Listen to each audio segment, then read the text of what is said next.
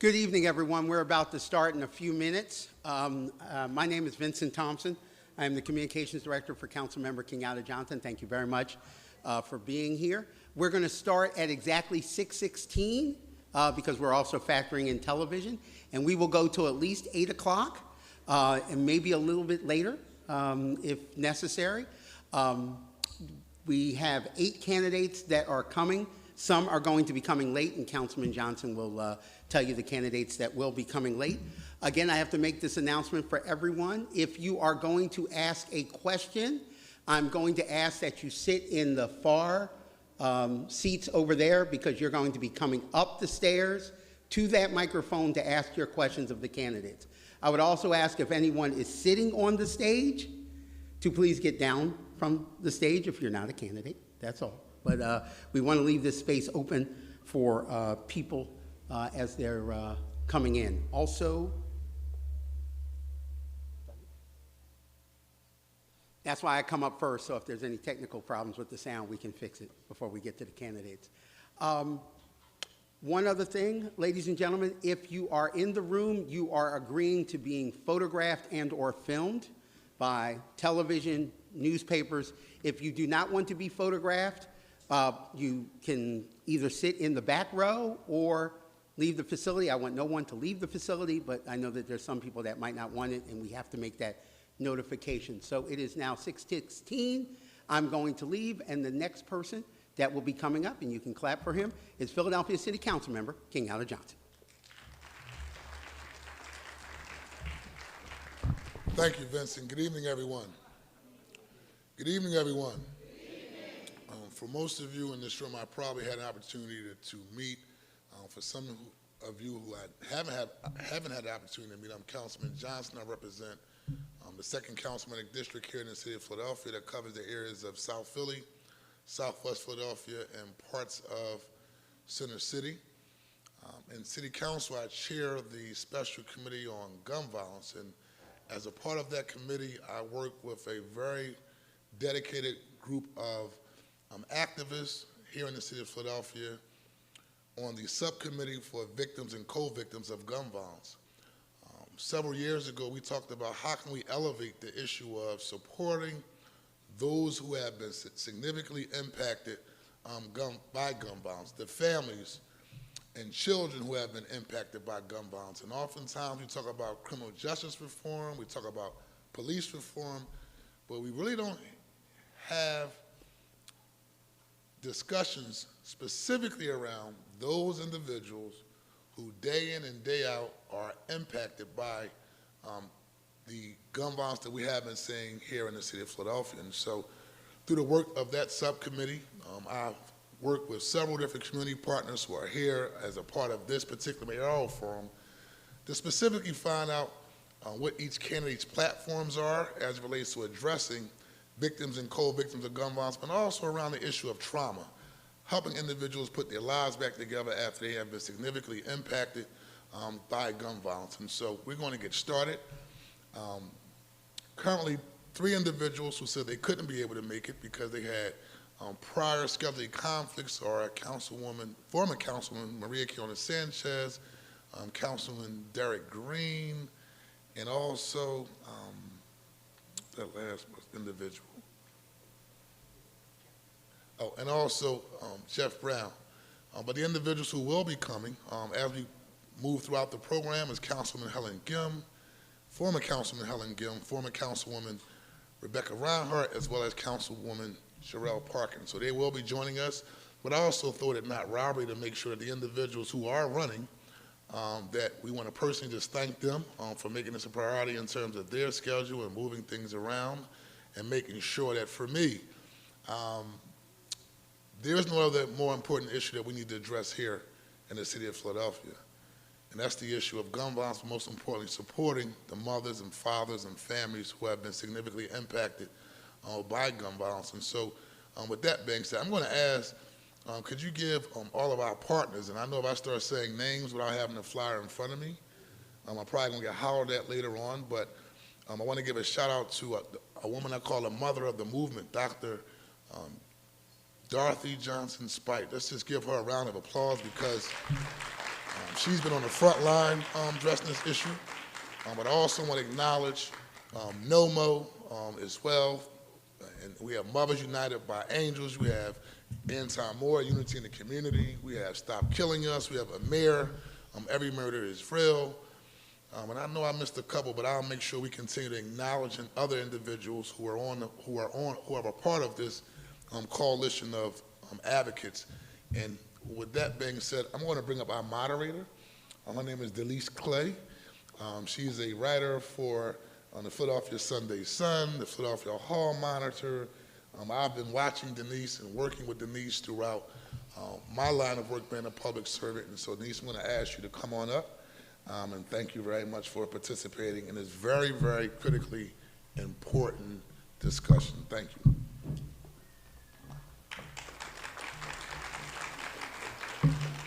Thank you, everybody, for coming out tonight. I'm Denise-Clay Murray, and as Councilman Johnson said, I am the City Hall reporter for the Philadelphia Sunday Sun and the co-host of Philadelphia Hall Monitor on WPPM. I thank you all for coming out tonight to this very important forum on a very important topic that has basically taken up a lot of my personal coverage of this race. And it's because gun violence is something that we have been dealing with as a city for far too long with a combination of either mixed or just really bad results. So because of that, it makes perfect sense that we're here tonight and we're taking questions from the people who have been the most impacted by gun violence, the victims and co-victims of gun violence. And we'd like to I'm your moderator for this evening, and we'd also like to thank 6ABC for agreeing to live stream this event on 6abc.com. Now, this event is done in partnership, and unlike Councilmember Johnson, I have a list of all the partners, so I'm not going to miss anybody. This is being done in partnership with Peace Not Guns, Mothers in Charge, Mothers United by Angels, Moms Bonded by Grief, the EMIR Healing Center, the National Justice Homicide Alliance, Unity in the Community, the NOMO Foundation, the Black Male Community Council, the Young Chances Foundation, the Father's Day Rally Committee, the Charles Foundation, Stop Killing Us, and Victim Witness Services of South Philadelphia. How about giving them all a round of applause?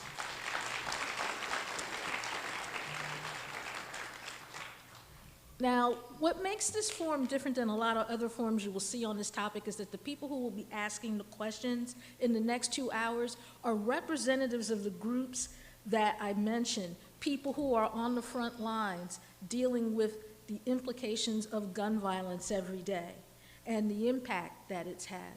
So my guess is that their questions are going to be a whole lot different than what someone who does my job would come up with, because while we're out there and we're covering the aftermath, we're covering what happened, these are the people who are dealing with the aftermath and the people who are trying to stop this from happening in the first place. Now, in 2021, Philadelphia set an all-time record with 562 homicides. The overwhelming majority of those were shootings. In 2022, the homicides went down to 516, but you still had 4,000 shooting incidents and nearly 2,300 shooting victims in the city of Philadelphia.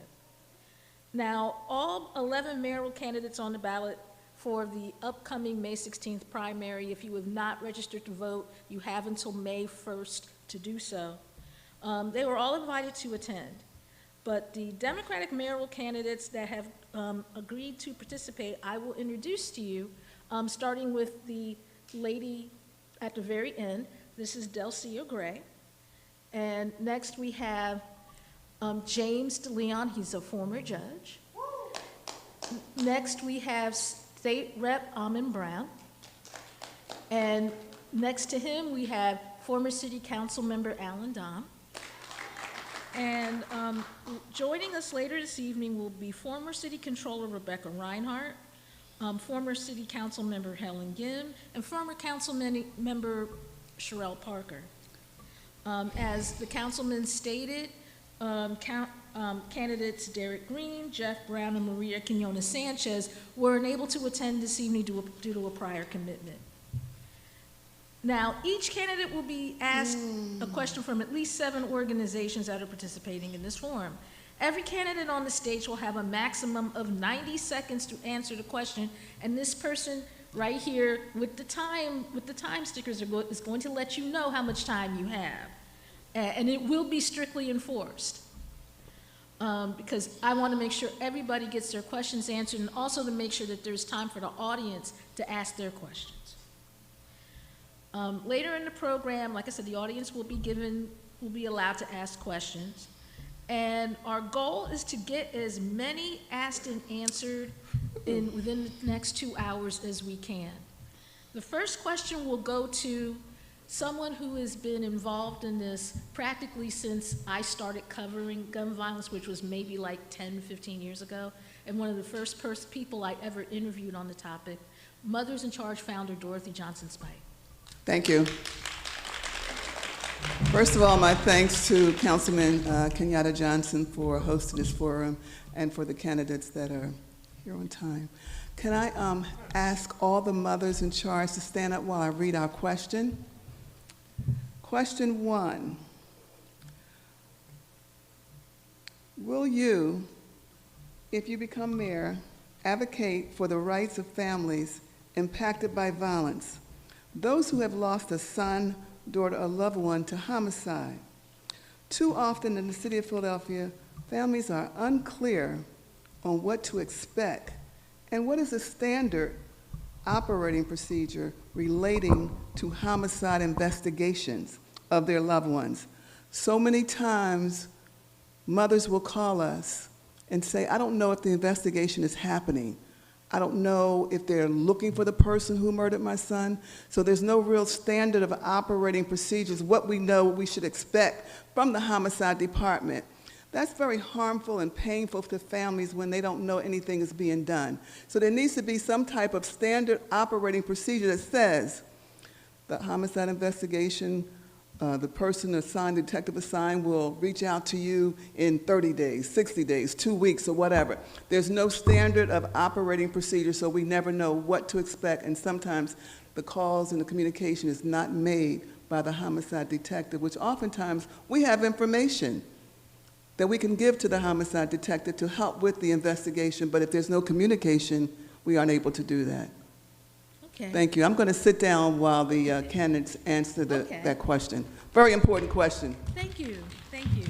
And we will start the question. We will start answering this question with Delscia Gray, followed by James DeLeon, Allan Brown, and Allan Domb. You're going to have to put your mic a little closer to you. Thank you. Is your mic on?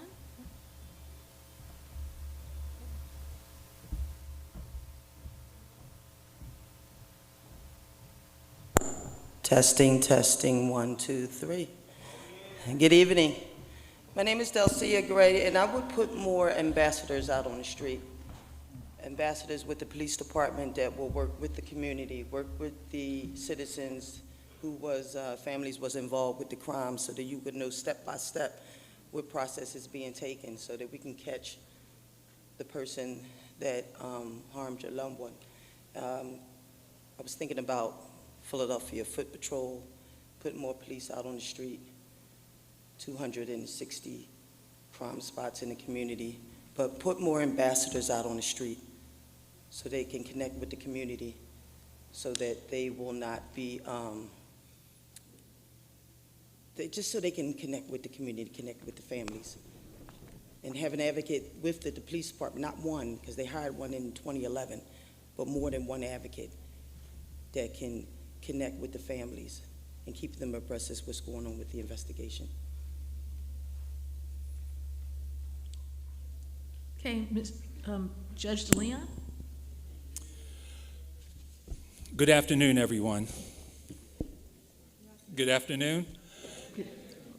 So, this is a situation that I faced my entire judicial career, because for 34 years, I was the main homicide judge in the city of Philadelphia. And I saw the grief all too often for too many years of loved ones being lost, and I had to hear the circumstances on how that loss took place. And it's given me post-traumatic stress, just like it's given you post-traumatic stress. And I have ways that I have to deal with it through giving back to the community, such as teaching as a water safety instructor, being a USA track and field official, being in the Coast Guard Auxiliary, being a debate coach, things like that to take your mind off of the trauma that you go through in losing a loved one. And I also have lost my uncle through violence, where he was beat up and killed by blows to his head. So my family has experienced this as well. And the fact is that we do need more advocates for you. So I'm going to put a department together in the police department that's going to specifically work with every single family to make sure you know what's going on in the case. Thank you. State Rep Brown? I'll wait till they finish clapping. First and foremost, thank y'all for having me. Hopefully a lot of the people in this room know my story. I'm a survivor of gun violence myself. And I wish my mother could be here tonight, but she's getting better. She's sick. Because I told her this room is going to be filled with mothers who experienced exactly what she did. The memory of her screaming, "Please save my baby," is with us every single day. So I have a different approach because I understand, because I still have a fragment lodged in between my ribs. So this is real for me. It's personal. So the answer to your question is yes, I will support stronger victim services. And that office that we're going to create is going to be ran by individuals like yourselves, people who are directly impacted and who know what the need is in these households. And that's real. That's real. So when I decided to take this journey to run for mayor, it was for the victims. Because just like Councilman Kenyatta Johnson said, we are forgotten about. And that ends May 16th once I become our mayor. Thank you.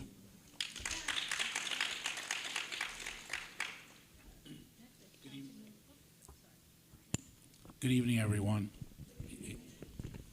I'll take this out. Can you hear me okay in the back there? First of all, I want to thank all the organizations that are here tonight, and also Councilman Kenyatta Johnson for all the work he's done. When I was on council with him, he carried the flag on this issue, and he did a really good job. And I will say this, yes, he deserves a lot of applause. No one knows the pain that any of you have gone through until you go through it. No one. And I can only say that as a father and a grandfather, that I can only imagine what that pain is. As your next mayor, will I have people within my cabinet as mayor who'll be able to reach out to each and every one of you? Absolutely. And if they don't, I will. I'll tell you a quick story. 6 weeks ago, I received on LinkedIn a message from the grandmother of a victim in the Roxborough shooting, and asked me if she could meet with me because she liked my public safety plan. I met with her and the victim's mother for an hour and a half out in Newtown Square. I actually needed a passport to get out there, but I met with them, and I met with them for an hour and a half. And the pain they're going through and the lack of coordination from the city is unacceptable. And we need to fix that because they're not getting responses. And we need to make sure that you get response every 2 weeks and an update. Thank you. Thank you. And the next question will be asked by a representative from Moms Bonded by Grief. Would you please come up Introduce yourself and take the microphone, please.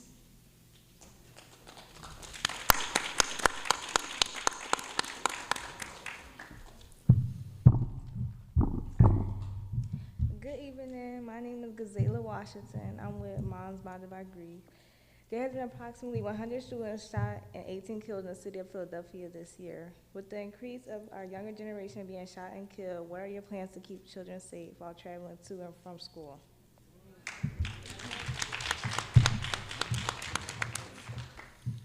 Okay, we'll start these answers with Judge DeLeon. That was a very beautiful question. And the situation is that the safety of our children is number one.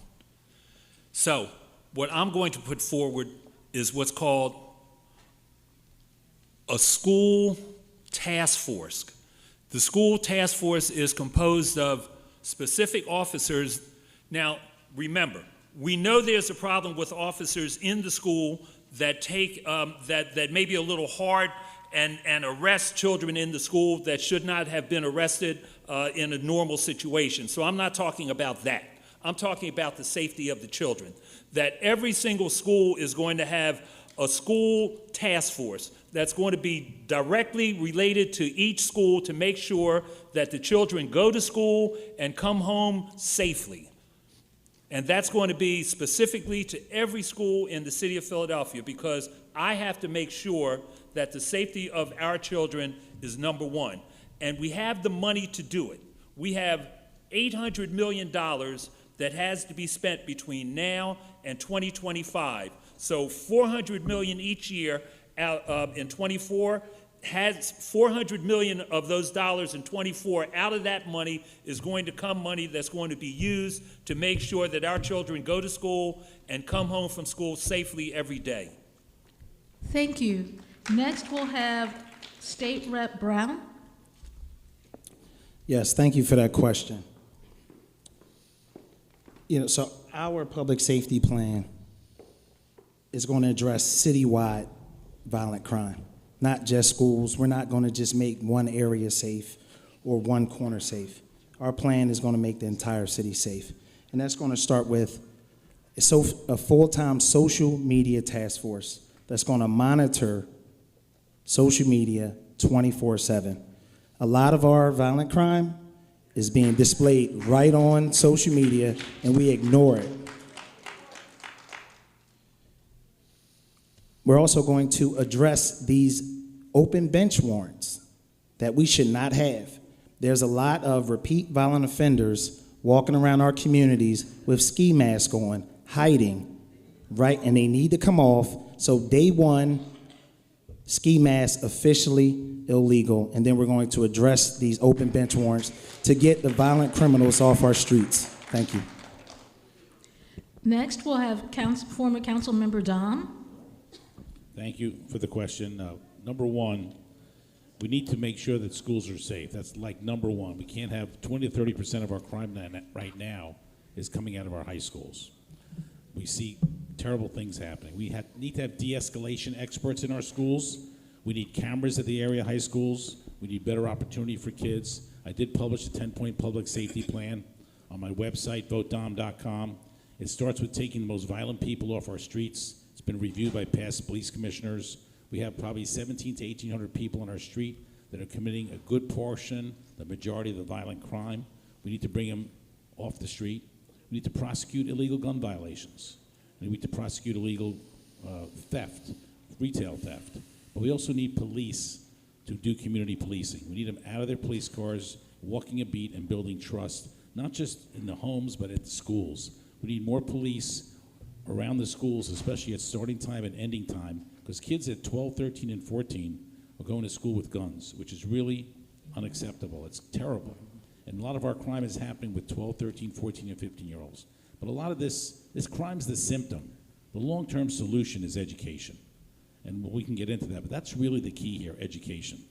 So I have 15 seconds left. I want to teach financial literacy K through 12, teach technology K through 12, and teach entrepreneurship K through 12, and allow kids in high school the opportunity to go to school 4 days a week, work 1 day a week in a job, get credit, get paid, and get a summer job. Thank you. Next, Ms. Gray. When I went to Edward Bach Area Vocational High School, I graduated in '84, but in the 10th grade, I was bullied. So I went home and I told my mom, when she came up to the school to talk to the NTAs, we wanted to meet with the parents and meet with the counselors of the schools, but it escalated, and we ended up fighting. Weapons got involved. We ended up getting locked up. But I was reinstated back to school because I was a good student, and I had good grades, but they had to go to another school. So let's stop that before it escalates to that point. Let's meet with the NTAs, put more NTAs into the school and be able to recognize bullying. And then be able to, when these children get out of school, either the parents can be there to intercept the child, get them to and from school, or we'll have buses. Because when I came out from my school, the bus was all the way up the street, so I had to fight my way.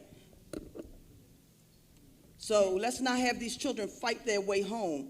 Let's get them some advocates again, and ambassadors outside these schools to protect them to and from school, because sometimes I had to be to work at 8 o'clock in the morning, and I know you had to be to work, and I didn't get out till 4:15.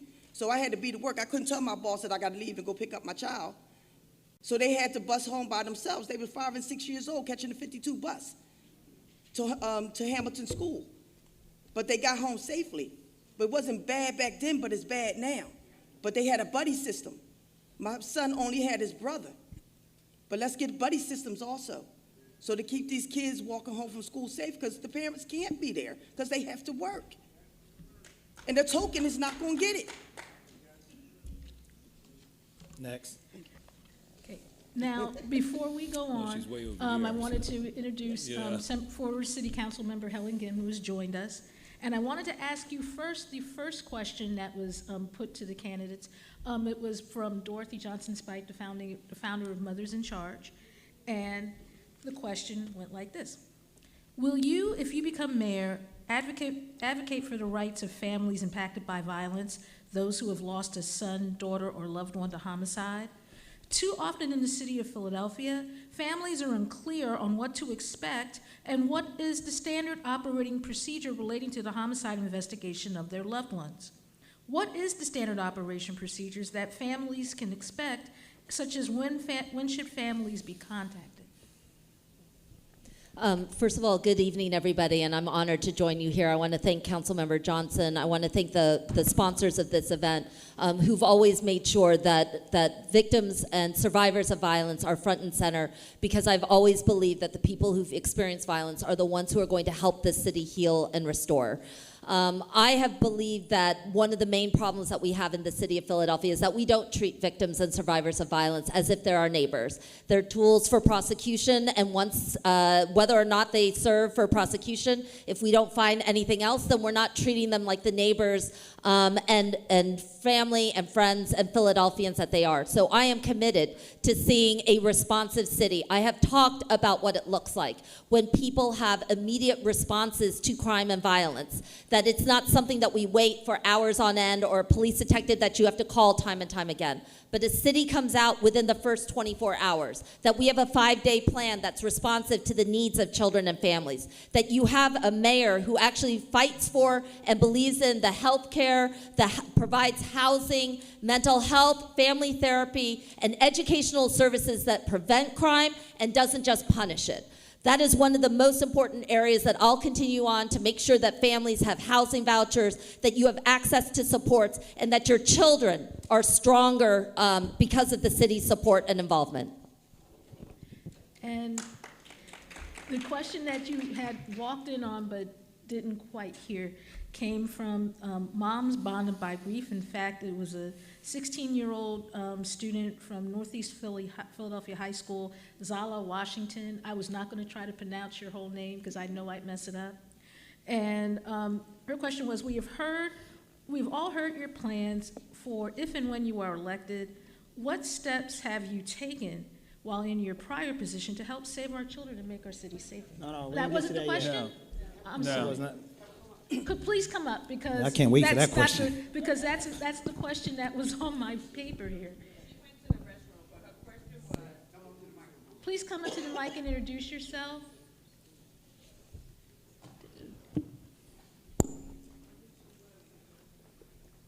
Good evening. My name is Therese McCleary. I'm the founder of Moms Bonded by Grief and Gazela's grandmother. Her question was, there has been approximately 100 students shot and 18 killed in the city of Philadelphia this year. With the increase of our younger generation being shot and killed, what are your plans to keep children safe while traveling to and from school? Thank you so much. I appreciate that question. I want to talk again about how we talk about, there's a lot of candidates who are here who are going to talk about responding to gun violence. And I said very clearly from the front end, I am not here to respond or manage a crime problem. I'm here to prevent it and end it. And you do that by investing in young people. On the safe passages to and from schools, this is one of my core areas. There's no way in any world in which families are going to feel safe if their children are being harmed to and from school. So we need an absolute plan that combines SEPTA, the school district police departments, and civic and town watches that guarantee a safe passages to and from school from 7 to 9 a.m. and from 3 to 6 p.m. When so many young people are being shot right now before 6 p.m., why do you think we have pushed so hard to make sure that schools stay open until 6 p.m.? I am in council because a former mayor, closed down 30 public schools, took out all the Beacon Center programs, after-school programs, closed down libraries and rec centers, and I said that city wasn't going to rise. And today, look at the crime that's happened to young people. Look at what we are dealing with. We are not going to, if the only tools we've got are to defund our schools, take children away from their families, and lock people up, we are in this situation time and time again. This is an investment agenda. You invest and change the way that people believe. You give our young people jobs. You make sure that our young people have after-school programs in the summertime, year-round schooling. You bring them the mentors and the mental health care supports that families have demanded time and time again. And that is how we turn this system around.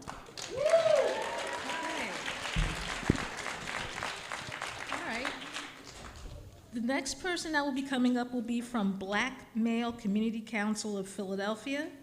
And according to my script here, the person who will be asking the question is Stanley Crawford, the founder and executive director of the organization.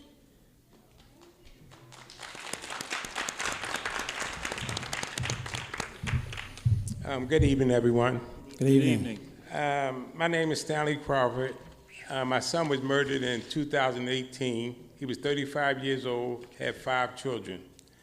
The nature of my question, I'm gonna give a little content, just a little bit after I ask the question. The question is, how will you, as the new mayor, work with different branches of law enforcement to bring up the percentage or the clearance rate of murders that are happening, particularly in the Black community? When someone is murdered that's prominent, another ethnic group, there's no problem with solving it. In the Black community, you have a murder, no arrest, and no suspects.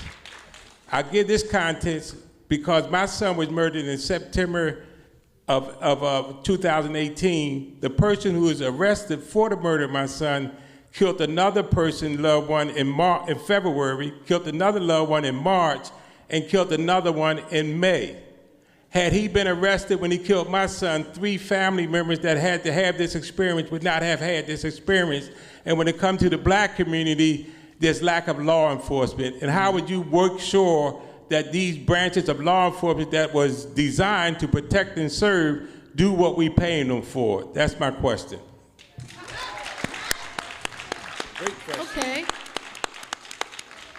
The first person that will be answering that question is Judge DeLeon. No, he went first the last time. Oh, I'm sorry. So yeah, please don't skip me. I can go first again. It's been that kind. Nah, I need to get this out. I need to get this out. I don't need nobody copying. I know how y'all do. Y'all candidates want to copy. State Rep Brown. Go on, Amen. State Rep Brown, if you would like to start answering the question, that's great. But yes. Let's make sure that everybody gets a sufficient amount of time. Yes. First and foremost, we're going to treat every violent crime, every crime, just like we treat crimes when it happens to elected officials, just like when white people are victimized, or just like when a cop is shot. When we're calling for helicopters,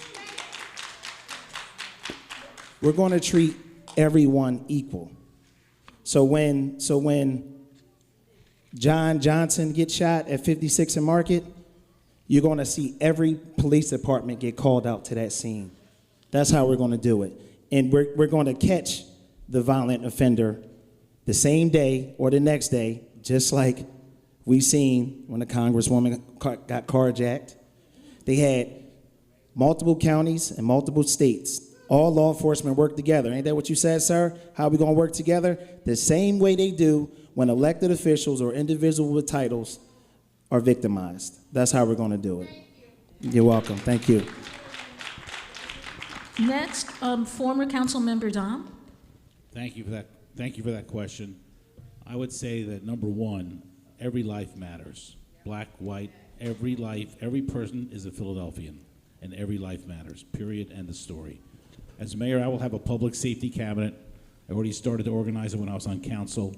I would have weekly meetings that I would conduct myself.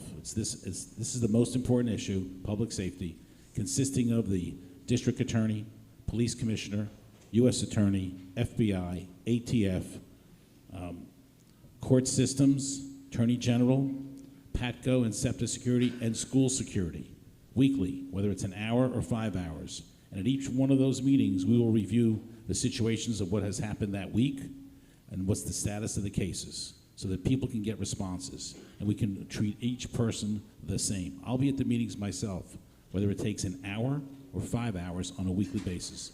There's nothing more important right now than public safety. If you don't feel safe sending your kids to school, you don't feel safe going out in the evening to eat or to go shopping or even walking to work, 52% of the people in our city last year said they thought about moving. That's really bad, really bad. We have to turn that around. That's very important, and public safety is our number one issue, and I will be there for all of you. Thank you. Former Councilmember Gym.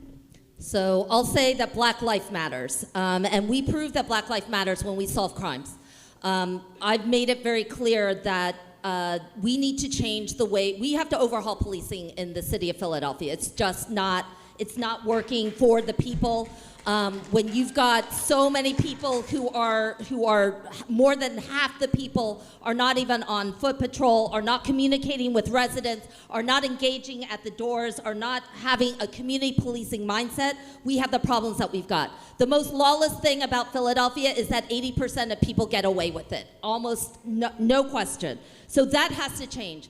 I would change the way that we redeploy more detectives, train more detectives into our homicide department. I want to make sure that we transform the relationships that we have with victims and communities so that you actually have a relationship that goes with them. I want to make sure that, as I said earlier, I need a 24-hour plan on responding to victims of crime. I need a 3-day plan. I need a 1-month plan. I need a 3-month, 6-month, 1 year, 3 year, 5 year engagement plan to heal our communities and so that nobody feels like they're left alone. Second, if I'm gonna spend any money on police department, it's gonna be for a modern forensics lab. We actually do need cell phone technology, modern forensics labs. If I don't have witnesses, I've gotta know that those folks are gonna get, are going to be found. And then, and my time's up? 1 minute? Okay. So then, I need community intermediators. It's not just about policing, especially for our young people. We gotta have community mediators on the ground. We know this works when it happens, and these conversations go on. They communicate, and they can transform the way that we handle policing and solving crimes. I hope I get an extra 30 seconds. How about we go to Judge DeLeon? Thank you for that question. So first, let me explain. Everyone here, you have to look at the agenda that's going on. In the endorsements in the Inquirer that just came out, public safety was not mentioned one time. Because if they mention it, they would have had to mention me. They're marginalizing, truthfully, they're marginalizing the killings and shootings of our black and brown people because they're black and brown. They don't even use the term here in Philadelphia, mass shootings. But we had mass shootings here March 26th, February 23rd, January 28th, January 9th, all in 2023. Now, a police detective, they gotta stop looking at a homicide as a case. They have to show empathy for the victim. and the victim's family. Okay? That has to be shown. When I walked into a courtroom, I did not walk into a courtroom to see a case. I walked into a courtroom and saw a grieving family. And I had to hear what happened that made them grieve. And I had to make a determination as to whether or not the individual in that courtroom is the one that caused their grieving. And when I looked at the homicide of their loved one on the screen and looked at the individual making that homicide happen, and I looked at him and I said, yep, that's you. Okay, so you're going forward, you know? And then sometimes I would see those families in the hallways, and all I could say, because I had to be impartial, was, I'm sorry for your loss. But that was in my heart. That's my answer to your question. Thank you, Tom. Thank you. Next, Ms. Gray. I will bring on a... Please speak into the microphone. I will bring in the police commissioner from the 18th district. He's a lieutenant now, but I will bring him on as a police commissioner so that he can build trust with the community. That's my goal, to build trust with the community. And I do I'm a protective service officer with a hospital, and when you come in there, we have been trained on active shooter training, and we keep this hospital safe. So I will bring that skill out to the community and just build a trust with the community, because you don't want the neighborhood to not trust the police. And when I bring on this commissioner, he's going to be awesome. And he's from the 18th district, and he's going to be able to connect with the residents so that they can be safe. And bring on 200 more officers or more officers than that, and put them in the hot spots of the community. Foot patrol. All right. Is that the end of your answer? Yes, foot patrol. Okay. Thank you. I need to remind the panelists that 90 seconds is 90 seconds. Many things are finite in this world, but television time is not one of them. So in order to get everybody's questions answered, I'm going to need for everybody to stick to 90 seconds. Thank you. The next, first of all, I'd like to introduce former Councilmember Cherelle Parker, who has joined us. Thank you very much for coming.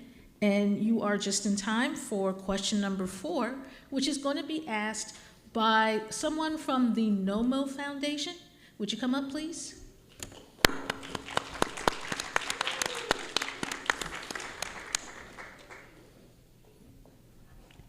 Please introduce yourself.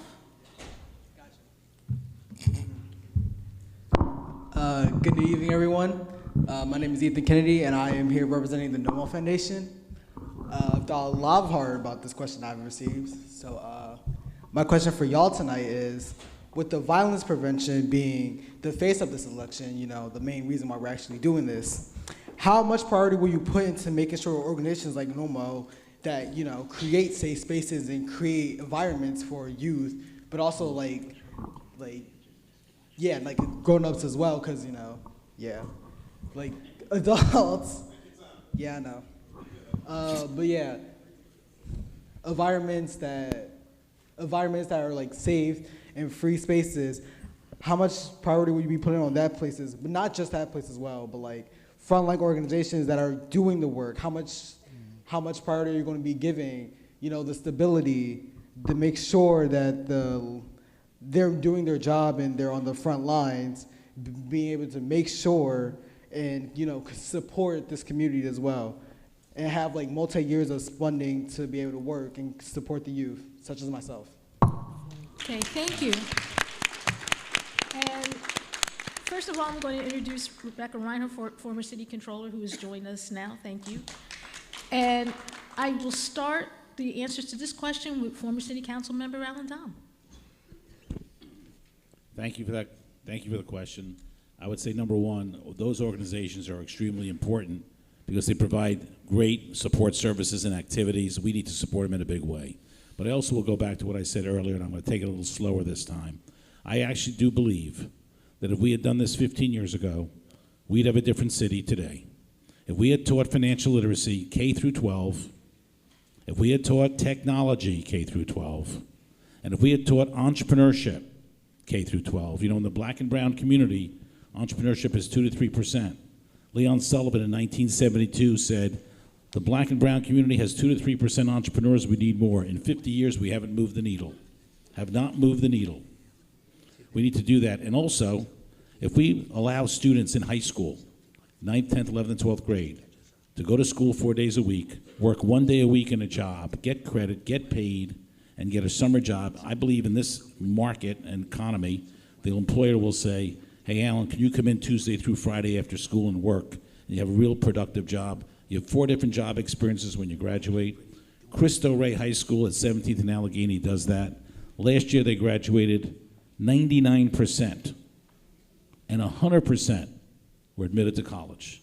That's a program that works that we should be copying. So in addition to all the other programs that I would support, I believe that's very important in our educational system to get kids on the right track and get them off the street into something super productive. And I think it's a winner for Philadelphia. Thank you.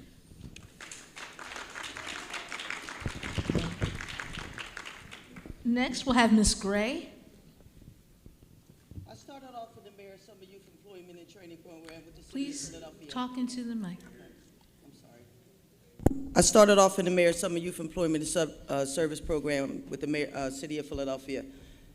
And then I graduated from Bach, and we need more funding for this organization.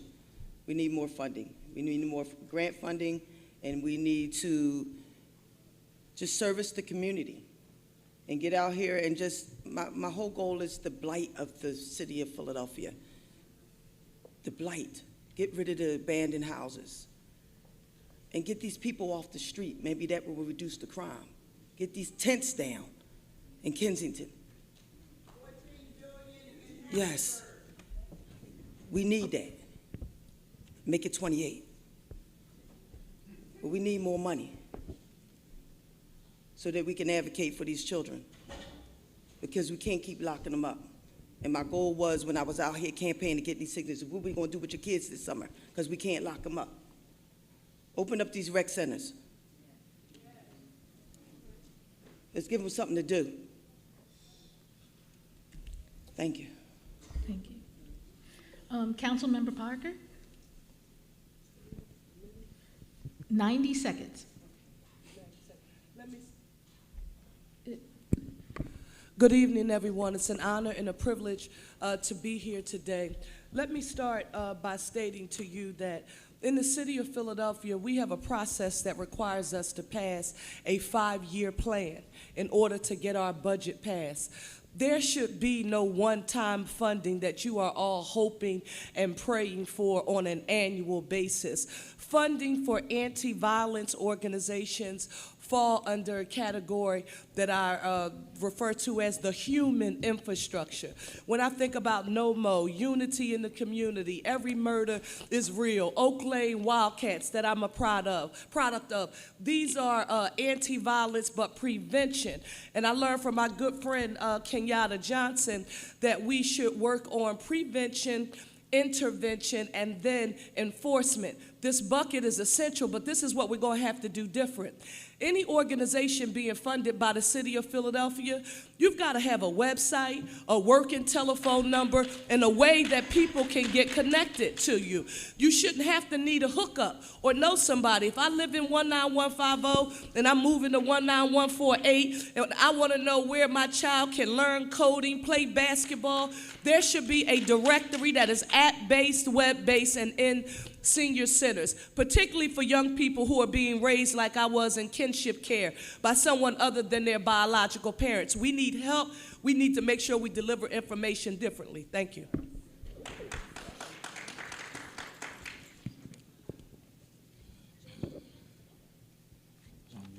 Is it me? Mm-hmm. Okay, so I don't know if everybody's been listening, but I haven't heard that question answered yet. Now, as far in my plan, first of all, let me give you a little background.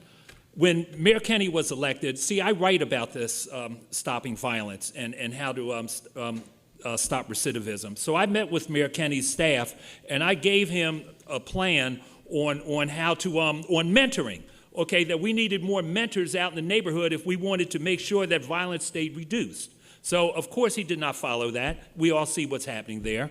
So, my plan is called the Philadelphia Plan, and part of that plan is to take that money. Remember, I'm not talking about the money that the city has right now. I'm talking about that $400 million that's coming in 2024, okay, from that American Rescue Plan. And out of that money right there, seeding money to the grassroots groups, because I know that you are out there doing that job. And you know what I like? I like that focused deterrence, okay? Because I know that focused deterrence works. And I know that you talking to the youth, talking to the individuals, and giving you the resources that you need when you talk to them, job counseling, anger management, post-traumatic stress disorder, mental health training, all those particular tools so that you can bring that person back into society and make sure that the reduction of homicide and the reduction of shootings is a possibility. So that's what I'm going to give. I'm going to give you the money and the tools that you need in order to do the job.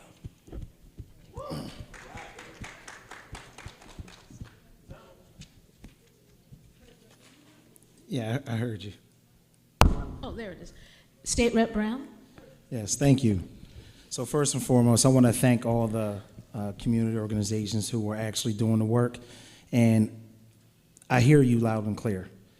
So first thing we're going to do is address the issues that you guys face right now, which I believe is giving you access to the funds faster and make sure you actually get awarded when they say you are awarded. That's where we're going to start.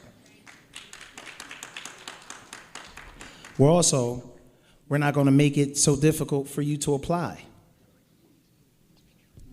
It's simple things that we can change. And then we're going to find ways to make sure you're not funded 1 year. We're going to find a way to make sure you're funded for 5 years and make sure that you stay open, your books are right, so you don't get refused moving forward. Thank you. Thank you. Ms. Rhynhart? Good evening. Please turn on your mic. We've been having fun with microphones this evening. I don't know what's up with that. Good evening. Thanks for having me here. My name's Rebecca Rhynhart, and I appreciate the opportunity. In terms of the community organization grants, as city controller, I analyzed the mayor's $200 million in anti-violence spending and found that less than 20% of it was actually going to intervention work. Work that would have an impact within 1 to 3 years, and that includes the grants to community organizations. I urged more spending on these intervention strategies, which are the community-based strategies to get people away from the life of violence and provide alternatives and help, trauma treatment and job opportunity and overall help, the work that all of you do. So that's first, I would prioritize it. And also, as mayor, I would make sure that city services are going into the neighborhoods that have the most violence. We need to make sure that there's library after school, that there's rec programming in the neighborhood so that kids have places to go. We need to make sure that overall the community organizations get funding and that the city government provides the support in terms of services for the neighborhoods as well. Thank you. And former council member Gym?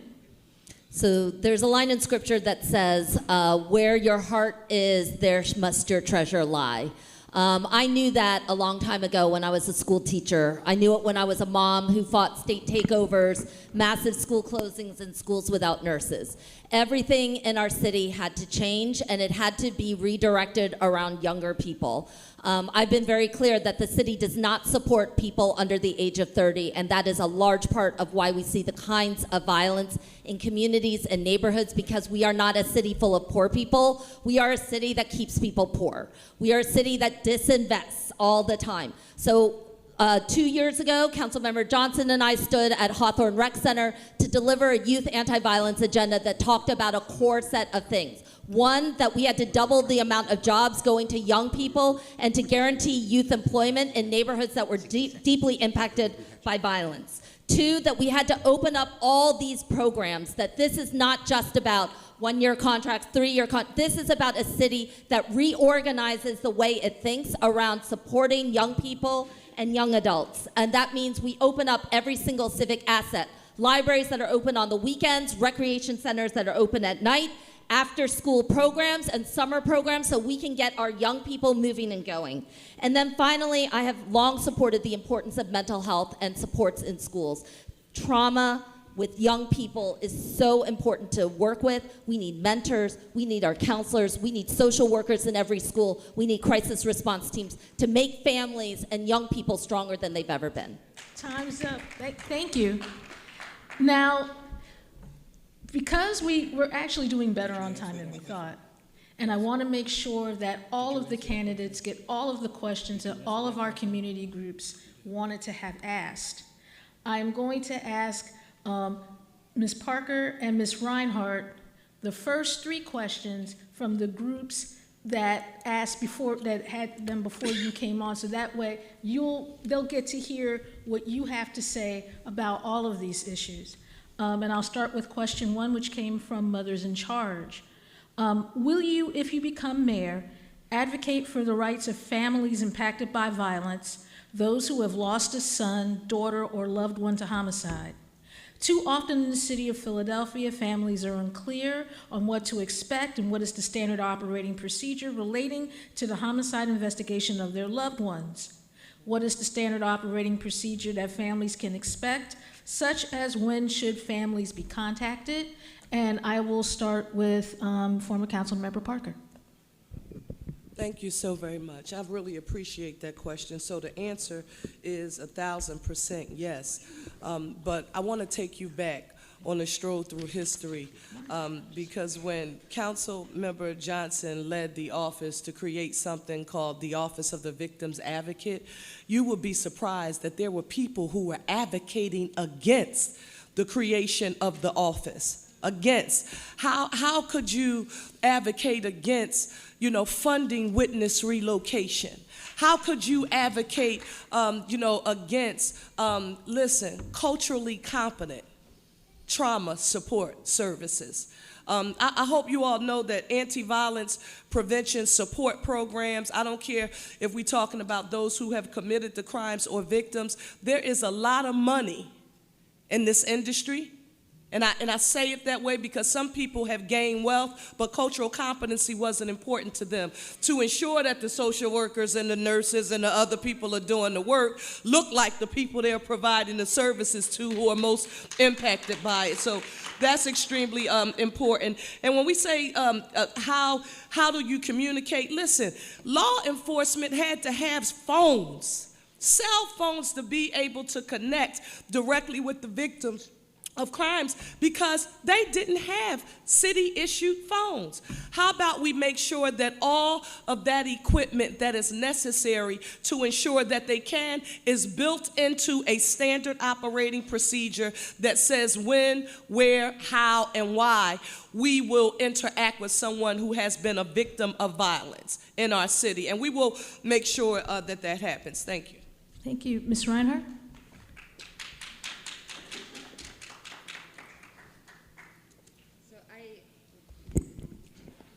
As a mom to a 13-year-old daughter, I can't even imagine the pain of losing someone close, such as a child. Starting in 2019 as city controller, I started doing work on gun violence because I felt that even though it's not part of the controller's job responsibility, I felt that I had to do something. I had to do something because kids in our city were dying. So I reported out on what works from other places. I created in my office, the controller's office, a real-time mapping tool, and I did work around the issue.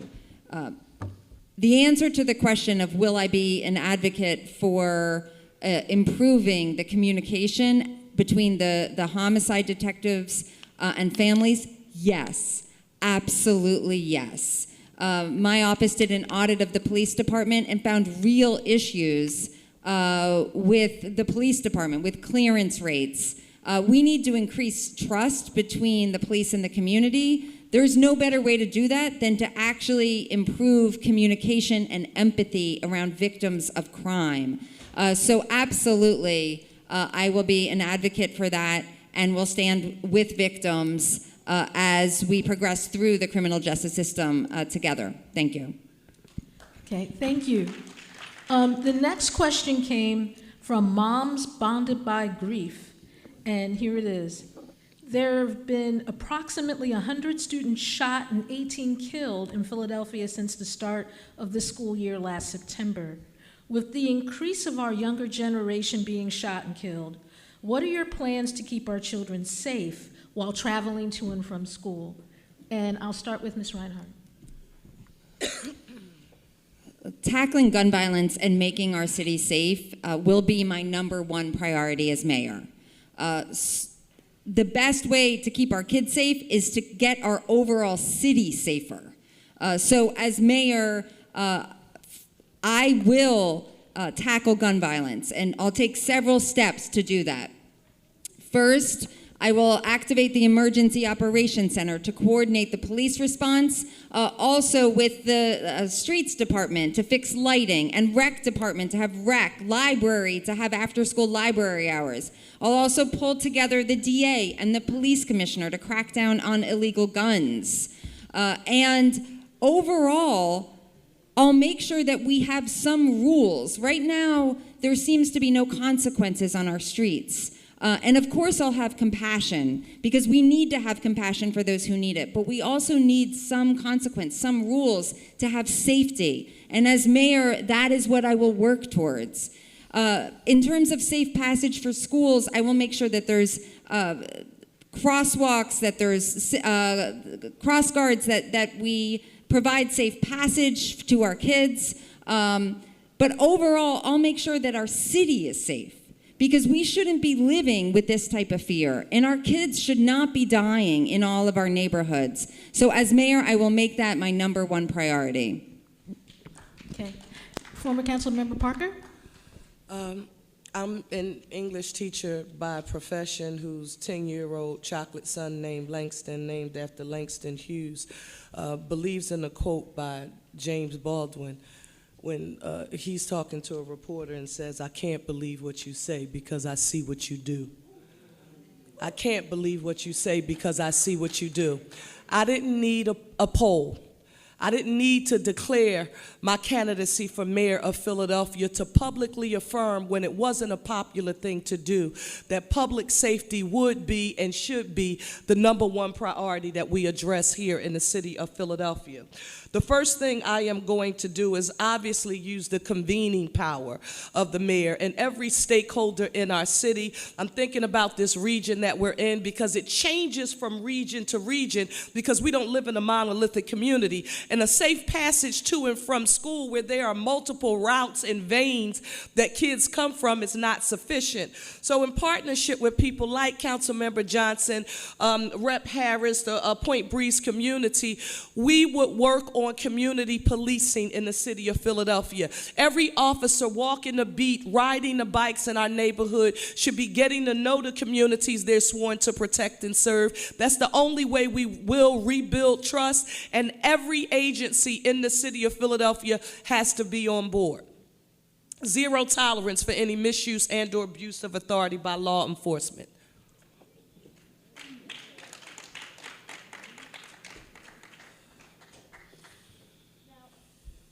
Okay, there we go. And the last question that, of the 3 questions from community groups that, that you all missed, came from the Black Male Community Council of Philadelphia. How will you, as the new mayor, work with the different branches of law enforcement to bring up the percentages of arrest for the murders that are happening, particularly in the African American community? So who would like to go first on that? We could flip a coin, but. It's okay. You're making me think about Stan right now and listening to his testimony, because it's the club you don't want to be a part of, just like Mothers in Charge and so many other organizations. We need a comprehensive approach. There were people who laughed at me when I said, as soon as I get elected, obviously I'm going to implement the neighborhood safety and community policing plan that I authored when I was was in the City Council of Philadelphia, but I also affirmed that I'm calling President Biden, and I'm calling Governor Josh Shapiro, and I'm telling them that I want every federal, state, and local agency available, along with resources, to help us address these issues in the city of Philadelphia. I want to give you an example.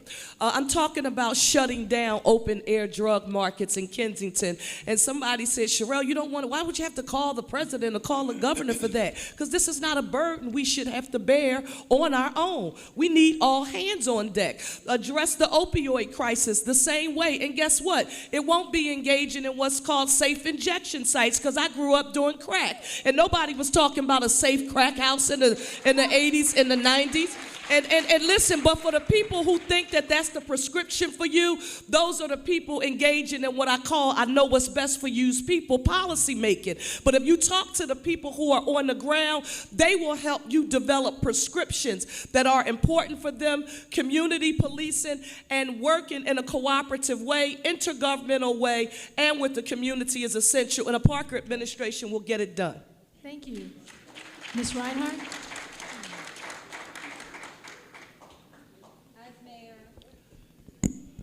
We've been having fun with mics tonight. I know, right? The level of crime, violent crime, that goes unsolved in the city of Philadelphia is really unacceptable. We all know the statistics. The clearance rate for non-fatal shootings is in the 20% range. Clearance rate or arrest rate for fatal shootings under 40%. That means that you're more likely than not to get away with murder in the city of Philadelphia. That is not acceptable. My office as city controller did an audit of the police department, and what we found was a few things that needed to change.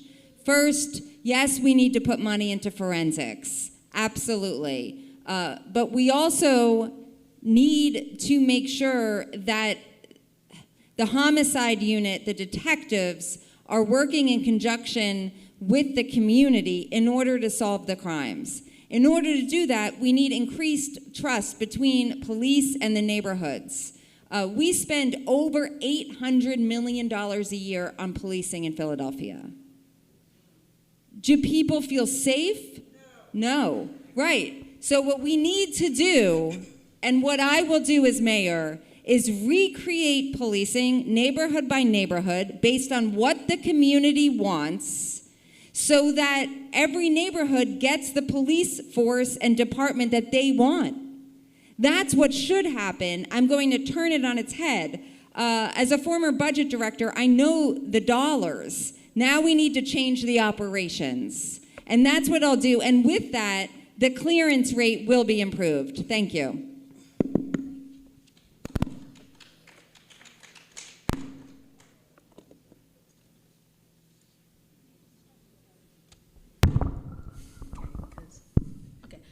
Now can you hear me? Okay, great.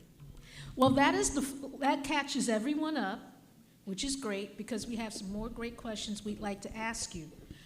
This question comes from the National Homicide Justice Alliance. Now, the person who would normally be asking this question, the founder of the NHJA, Alita Garcia, she couldn't make it tonight, so I'm going to ask this question on her behalf, if you can hear me on the mic.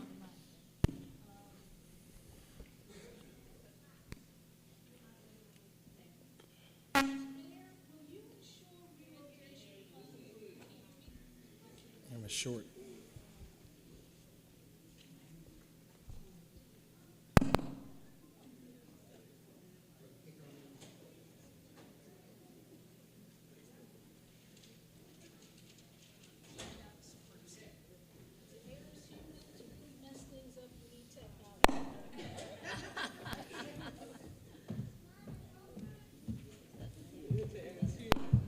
And I guess it makes sense that I'm here because I'm asking a question from a community group. As mayor, will you ensure relocation funds and programs for families of murder or shooting victims who need to relocate because they are in danger? For example, will you help provide Section 8 assistance or enough funds to cover a deposit and at least partial assistance for 12 months of rental? And that question came from Alita Garcia, the founder of the National Homicide Justice Alliance.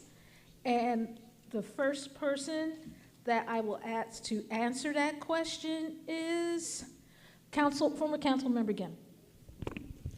So the answer is yes, and I fought for it. This is not something that is a platform issue for mayor. I fought to build one of the most successful rental assistance programs in the country that help keep people housed during, to prevent evictions. I'm going to apply the same approach towards how we support victims and communities. I fought to make sure that we put in $300,000 in the most recent budget to support young people leaving the juvenile justice center to have relocation assistance as well. So this is a mission, and I believe we can do it. Okay, State Rep Brown. Thank you. The answer is yes, and let me tell you why. So when I was shot, the guy a grown man who shot me as a child was from our community. And my mother was afraid to come to court because we couldn't afford to relocate. We couldn't leave the neighborhood. So you know what happened? That guy got away with shooting 2 children. So I know firsthand the need of fully investing into relocation services. And as your mayor, you can guarantee that you'll be in good hands. Thank you. Ms. Gray? My friend Tracy's son was shot and paralyzed in his back, and today he's in a wheelchair, and he has a colostomy bag, and they just found his shooter months later. So I will open up a Phase 5 program, because the Phase 4 program is no more. So I will open up a Phase 5 program that will relocate the victims and their families, because now she's being threatened because she has to come to court and support for her son, who is still in a wheelchair today. So I will open up this Phase 5 program and allocate the money so that people can get better housing who've been suffering from gentrification, because I was the subject of that. I lived in the house for 16 years, and the landlord told me, I'm selling this house, I need you to move out. So where am I going to go after 16 years? So the Phase 4 program helped me, but the money is going, so I want to open up a Phase 5 program for the victims and people who need housing, better housing, in a safer environment. Okay, thank you. Former council member Domb? Thank you for that question, and that's a terrible story, what happened to you. That's horrible, but the answer for me is yes. But I'm also going to share with you a public safety cabinet that I'm talking about that I actually had formed when I was on council and had 8 or 9 meetings. We talked about this issue, witness relocation, witness protection, and money for victims, and there are other law enforcement organizations on the federal level that have grants for this money, and they could help us. If we bring people together, we can't operate in silos. We need to bring everyone together on those weekly meetings and solve the crime, whether it's DA, police commissioner, FBI, ATF, Attorney General, U.S. Attorney, courts, SEPT and PACO security, EDS and Med security. This can't be silos. It can't be one person. It's got to be a team effort. And we need leadership, which is the #1 issue we're lacking right now in the city, to bring all of these entities together to solve this problem. It's all about leadership. Leadership can accomplish it, and all those entities could be tremendous to help the city. Thank you. Okay. Judge DeLeon?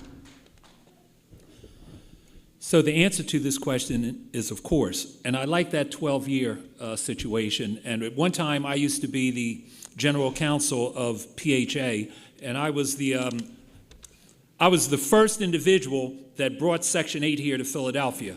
That was my baby. So yes, I would definitely give those type of vouchers out for Section 8 and whatever other programs they have within PHA. But the situation I have that I face as a judge and that I don't want to face as a mayor is that when I relocate you, I need you to stay relocated, okay? I need you to stay because I'm relocating you for your safety. Now, I have had too many cases where people that were relocated for situations of safety for some reason have come back to the neighborhood and end up being shot and killed. I had a young man that was relocated because he was a victim, a witness in a homicide, and they brought him back to the corner of the clothespin at 15th and Market Street and chased him down 15th and Market Street and shot him up. He was relocated. So when we go through these services, it's important for you and your family that when you have come to me and said, I need to be relocated, please stay where you are. And if there are any issues there, reach out to me. I will have an individual directly aligned with you to let me know of your cares, because I care for your safety. Thank you. Thank you. Councilmember again? Yeah. Oh, you already answered the question. It's been one of those days. Then former Councilperson Parker? Yes, thank you. The answer to the question is yes, and I am proud to have been a long-time advocate for witness relocation. We have 3 line items. One line item is witness relocation funding in Harrisburg, and the second is called gun violence witness relocation. I advocated for those line items and to make sure Philadelphia got its fair share during my tenure in the Pennsylvania House. We also developed a line item here during my tenure in council, and I was proud to be a lead advocate for that. But this is the difference between being able to produce a report and understanding how process works, because it's not just the voucher and it's not just the funding, but it's how quickly the funding moves through the line. If I witness the crime and I need to leave, I don't need someone telling me it's going to take you 48 hours to 72 hours to process it. No, there has to be a department. That's why we have an Office of the Victim Advocate now. Wire the money to a hotel, wherever you're going to send me. We also have to have a regional approach. We cannot address this issue. Sometimes I don't need to be in another section of Philadelphia because it is not safe, but maybe I can go to Bucks, Chester, Delaware, and or Montco to give us time so that we can begin to solve these crimes. It's not, you can hear a lot of great ideas, but it's about who knows how to operationalize programs and get them working as efficiently as possible. Thank you. Okay. Ms. Rhynhart? Yes, I would absolutely support increasing the witness relocation budget. The way it currently works in the city is often it's just for a few weeks. A few weeks isn't enough. If you're being looked for, you're gone for a few weeks. As soon as you come back, you could be in danger. So as mayor, I will definitely work to figure that out.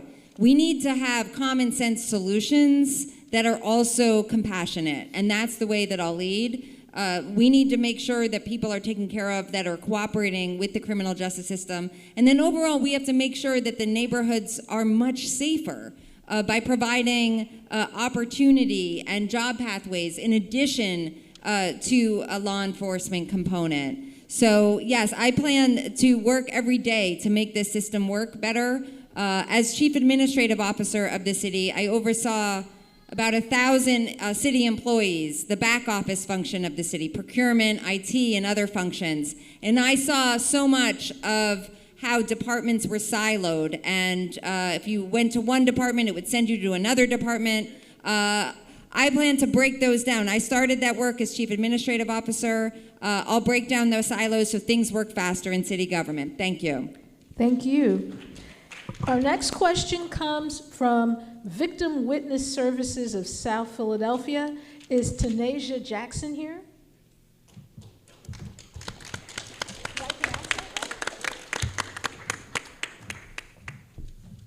Good evening, everyone. My name is Tanasia Jackson, and I am the lead advocate for Victim Witness Services of South Philadelphia. And our question is, we assist victims and their families who have been impacted by gun violence. The most common unmet needs victims have are relocation, as mentioned, and trauma therapy services. So with that, we've often have a lot of conversations with youth, their parents, their families, as a necessity that they need counseling services. And the counseling providers that we end up reaching out to, they have large wait times And it's hard to break that down to those families that, I know that you need this, but there's a wait time. So these are all essential for victims to return to a sense of normalcy, preventing re-victimization and further violence. What resources does your administration plan to provide to address these needs? Thank you.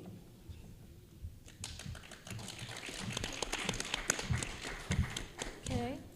We're going to start the answers to this question with Ms. Rhynhart.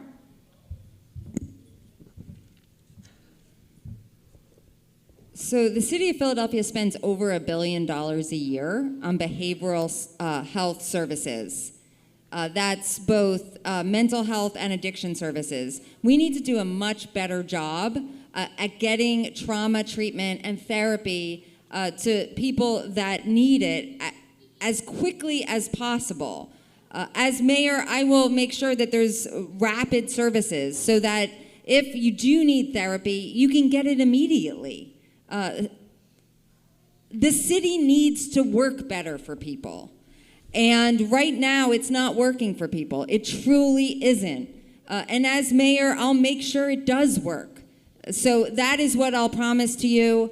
And there is no reason that anyone should have to wait weeks for therapy when they've lost a loved one to gun violence. That's traumatic. We need to make sure that city services are available right away, and I'll do that as mayor. Former Councilmember Parker. Yes, thank you. I want to go back to what I mentioned earlier.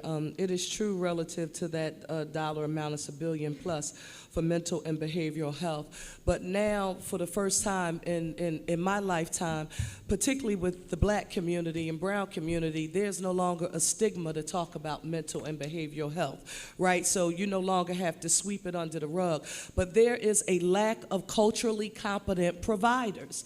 When we think about social services and human services networks, and we think about who builds wealth, what companies are benefiting from building wealth and providing these services, but they have done nothing to strengthen the bench. Thank you for Rita Boyer, wherever you are, for creating the Black Brain Campaign, focusing on the need to work with our historically Black colleges, universities, and other institutions of higher learning to ensure that we have people who look like the people who need the services the most, providing the services, and they can't do that until they can get licensed. So that's something that I am going to make a priority. In addition to that, we are going to make sure that the existing organizations are accountable for the services that they provide and have a standard operating procedure for how long it should take you. Even when the demand is great, there should still be a standard operating procedure, and you should have to check some boxes about when and how long it is taking you to get back to someone. Thank you. Former Councilmember Gym. So I've worked long and hard to get this city to prioritize mental health at this core of what any kind of crisis response is. I made sure that we restored nurses and counselors back to our public schools. Brought together and worked with our CBH to bring in social workers and a new STEP program into about 24 schools, and under my administration, I'm going to make sure that every school has social worker programs in them and a trained social worker to work with young people. We're going to make sure that we have these rapid response times when crises happen. And then, and I do want to also talk about the importance of not just having formal therapy, but also teen wellness programs, things that have lower thresholds. You're only going to see a trained therapist an hour or every other week or something along those lines. I need teen wellness programs. I need healthcare programs. I need mental health and fitness programs, nutrition programs to be available every single day in every single part of our city, in our rec centers, in our libraries, making sure that healthcare workers and mental health workers are embedded in our police force, in our health department, in every kind of response unit that we got. And then finally, I am putting the city to work to value social workers and healthcare workers, making sure that we have our community college developed, that we support and reduce or eliminate debt for anybody who wants to go into this profession, that we bring in a pipeline of people who are going to continue to support and rebuild our city. Thank you. Former Councilmember Domb? Thank you for the question. As your next mayor, I'll administer a handle with care collaboration between law enforcement and Philadelphia schools. The impact of gun violence can have a lingering effect well after a violent act occurs. You know, in Philadelphia, where gun violence is rampant, researchers found that children in close proximity to shootings were 134% more likely to visit a hospital or an emergency room for mental health care concerns. So I'm committed to administering within the police department, the Philadelphia Police Department, a handle with care collaboration that'll help Philadelphia schools keep educators and school professionals informed of violent incidents in the community where the students live. These efforts will help administrators, faculty, and staff monitor and identify the behavior of students who may be experiencing trauma. There is a lot of trauma right now due to the proximity of these violent acts. Additionally, I'll want to increase students' access to school counselors, and I'll work closely with our Governor Shapiro, on his administration and his commitment to ensuring there is at least one counselor in every school. Thank you. Thank you. State Rep Brown? Trauma is real. And so in the first 100 days of our administration, we're going to make sure we do a full evaluation of the Victim Services Office. We're also going to make sure that the jobs that are in that office are filled with individuals who are directly impacted by the violence, because there's no worse feeling in the world when you're talking to someone and they haven't experienced what you went through, but then they talk to you like they know what your experience was. That will be no more. We're going to have real people in these jobs offering real solutions and real assistance. Thank you. Thank you. Judge DeLeon? I learned so much from legislators. No matter what the question, just get your point out. But I'm from the judiciary, and the judiciary is based on the facts. Just give me the facts. So I've faced this particular type of situation before. When I was supervising judge, we had, for DUI cases, there was one place at 15th and Chestnut where everyone that had the situation with the DUI had to go for the services that were needed for them to get through that situation. And I saw that as a problem. So what I did through the courts, I expanded that program throughout the entire city of Philadelphia, where right now there are satellite places throughout the city of Philadelphia, throughout neighborhoods, so that a person that needed that particular service, rather than coming downtown to 15th and Chestnut, they would be able to go to a place directly in their neighborhood. Same thing with victim witnesses. When you have a victim that needs to have a particular service, the person should not have to come to a centralized location in order to get those services where there's a wait list. You need to have, and I will fund, satellite offices specifically geared towards taking care of victims and giving them the services they need in order to get over the trauma that they're facing based on what they just went through with the loss of a loved one. Okay, thank you. Ms. Gray? We need to have counselors come more adept in care navigation. So when you hear these victims complain about what they went through, act on it right then and there. Get the cops involved. Shut it down. So when we go through this at the hospital, we get the police involved. We shut down all visitors so that when they can't come up there and visit them anymore. And when they're released to social services where they don't fall through the cracks when they leave. And they still have services to go to. And they feel safe when they go to these services, because if not, they're going to fall through the cracks. And they're not going to follow up. And let the counselors follow up with them so that we won't lose these people. Okay. Is that the end of your answer? Yes, we don't want to lose them. Okay, thank you. Thank you. Our last question from community groups comes from the Father's Day Rally Committee. Bilal Abdul Qayyum, who's the president of the Father's Day Rally Committee, is going to come up and ask the question.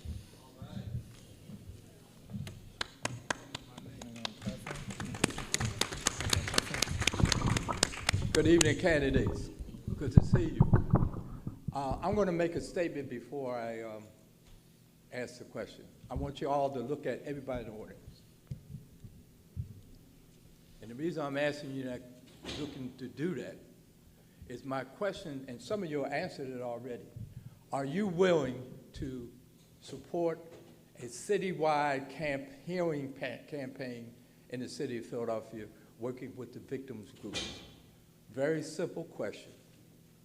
Everybody in this audience has lost someone, if it's a family member, a neighbor, or a friend. We have thousands of Philadelphians who are hurting. I'm hurting. Everybody here is hurting. So we need a healing campaign with resources. Are you willing to do that?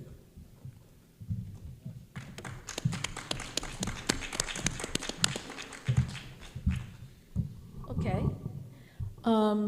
I think we'll start this question with State Rep Brown. Yes. Well, that's a very simple answer, but can you elaborate on that? No, was that a yes or no question? It's a yes or no? Absolutely. I would support that. Okay. Okay. Wait, that was a yes or no, period? Or you could expand on it? You can answer the question any way you like. You can either say yes or no, Okay. or you can elaborate if you'd like. So yes, I will support that. And the reason why is because, just like you said, everyone in this room, there's not a block in Philadelphia there's not a block in the city of Philadelphia where there's not one family impacted.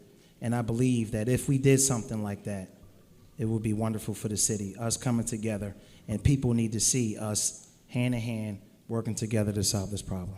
Thank you. Okay. Thank you. Judge DeLeon? So the answer to this question is an obvious yes, because as what I've told you about my program, I want to seed you. I want to give you the money that you need in order to do the job that you're doing, because I know that your focused deterrence into the neighborhoods that you're working in works, and it reduces violence. And the reality is, my plan is a plan of neighbors, which you are, helping neighbors, which are the people that you're working with, recover your neighborhoods. And that's what I'm funding. I'm funding you because I need you to bring the neighborhood back. Thank you. Okay, thank you. Councilmember Domb? Thank you for that question. And look, I will say this. I know that I'm never the smartest person in the room. Never. And there are a lot smarter people than me in almost every room. So in this particular question, the answer is yes, but I would engage the organizations that are here tonight and others to meet with me and come up with a plan of what you need in order to really accomplish this goal. Because you know best. I'll give you an example. I did the outdoor dining legislation. I asked all the restaurants and hotels what they needed. They needed the ability to dine outside. My colleagues on council supported it, put in the legislation. 862 restaurants were able to have outdoor dining during the pandemic, saving 10,000 to 15,000 jobs. People who are doing the work know what's best for the solution, so I would engage you for that solution. Thank you. Thank you. Ms. Gray? Yes. That's why I'm here, because when they killed my friend Mustafa on Bridge in Hawthorne, that's what made me want to run. And when they killed your family members, that's why I want to run.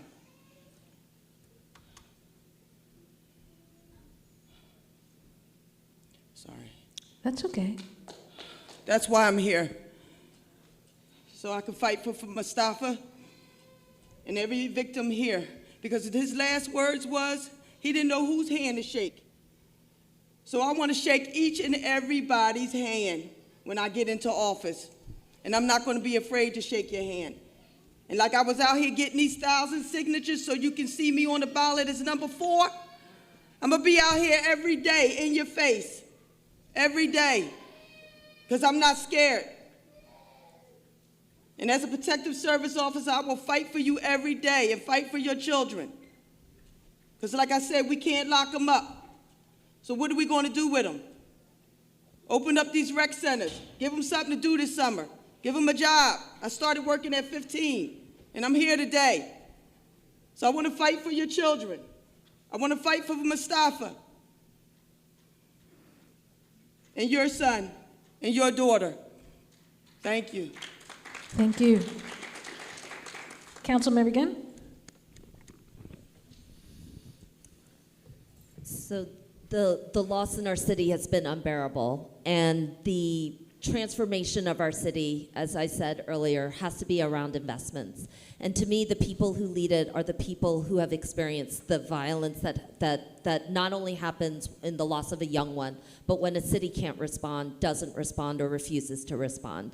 To me, talking about a healing project is not just about restoration, it's about justice. It's about making sure that our policing department changes, that the way we do policing, that our housing issues change, that we talk about a juvenile justice system that's transformed with the people who have experienced it, that we talk about a real group of people who takes on our municipal courts and makes them more responsive to communities and especially to victims of crime, how we make sure that our health department and our Department of Behavioral Health, effectively everything in our city has to turn around if we're actually going to turn this city around. So the people who lead it, I've always put my investment in communities and in the power of communities to transform broken systems. We don't want somebody who just knows them. We need somebody who's going to change them.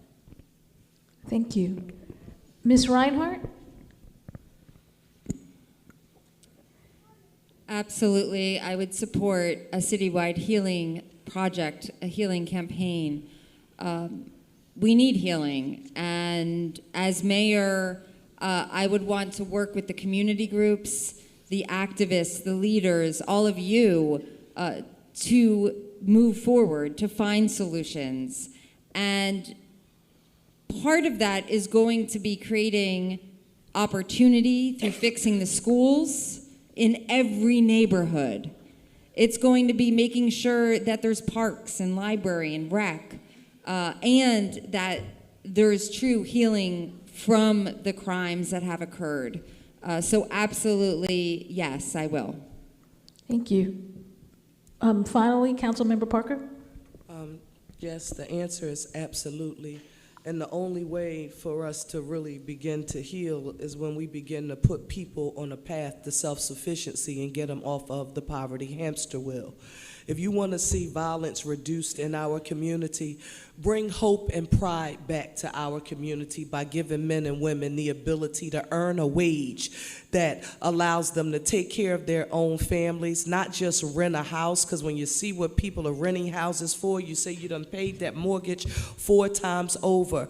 Build enough housing that our children have access to the opportunity to build, because we have ingrained the building trades in the school district of Philadelphia, and they're being trained to build their schools, not remediating asbestos, but a capital program that allows our kids to walk in a 21st century modern building so that they can get access to learning what folks do when they're trying to compete in a global economy. Arts and culture involved in every neighborhood. And finally, we're going to have a mayor's community council in every council district. The people who live in that community will begin to talk about what kind of programs they want to see in their neighborhood, what they want to see happening at their rec centers. They need to have a voice in all that is happening, and they will never be able to say that we don't interact with our government, because government will be in their neighborhoods.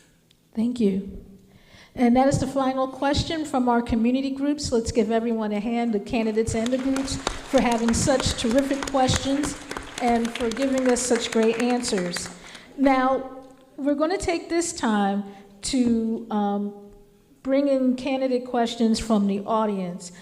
These were written down on 3x5 cards, And the questions were selected at random by the organizers of this forum. The first questioner will be a 7-year-old person who has lost someone to gun violence, and he wanted to ask the question.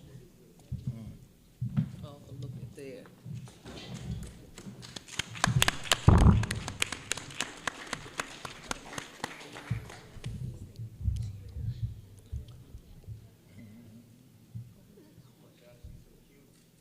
When I was 2 years old, my dad was murdered.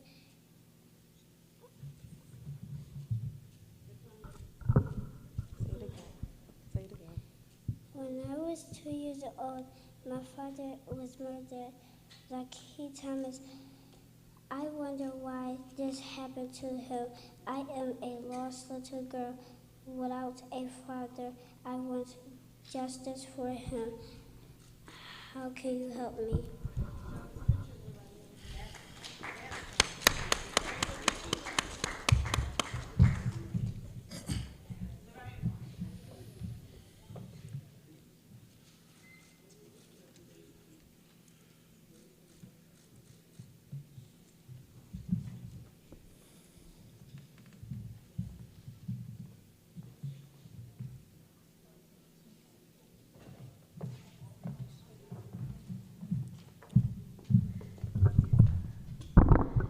Just in case you weren't able to understand the question, the young lady asked, when she was 2 years old, she lost her father to gun violence.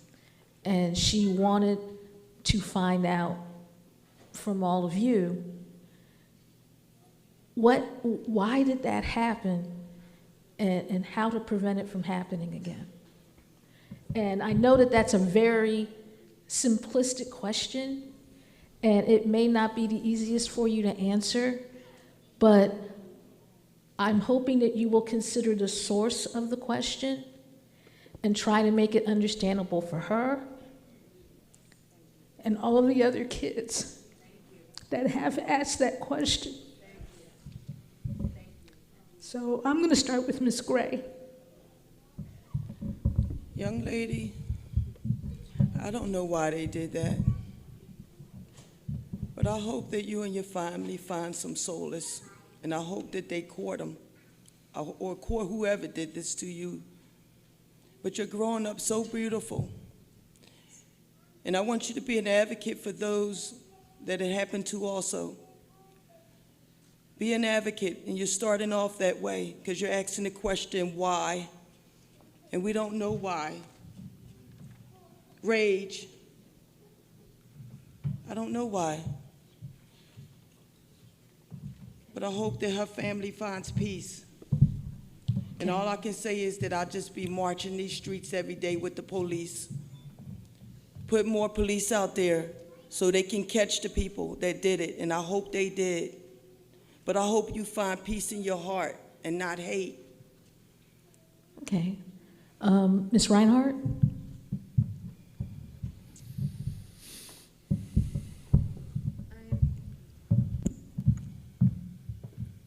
I am so sorry that that happened. It's horrible. And you are such a beautiful, beautiful young girl. You're beautiful. And all I can say is, as mayor, I will work to make our city safer. And I'm sure that your father, wherever he is up there, he loves you because you are such a beautiful young girl. Thank you.